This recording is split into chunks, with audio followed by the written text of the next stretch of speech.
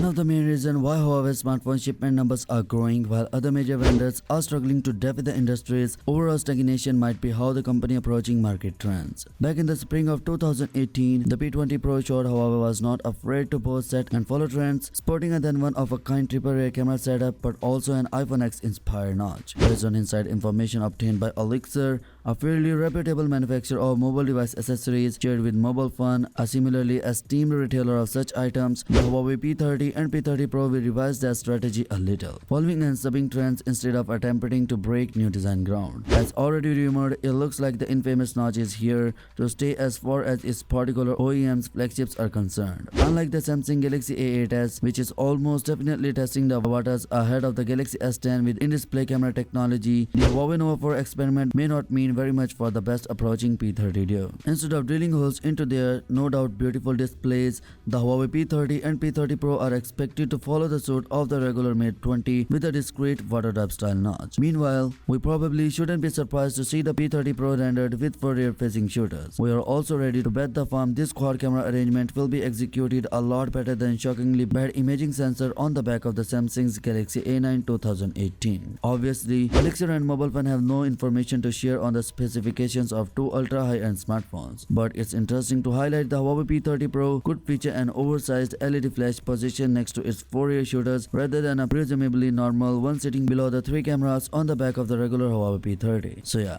that's it for today. What's your thoughts on this? Let me know your thoughts in the comment section below, and yeah, peace out.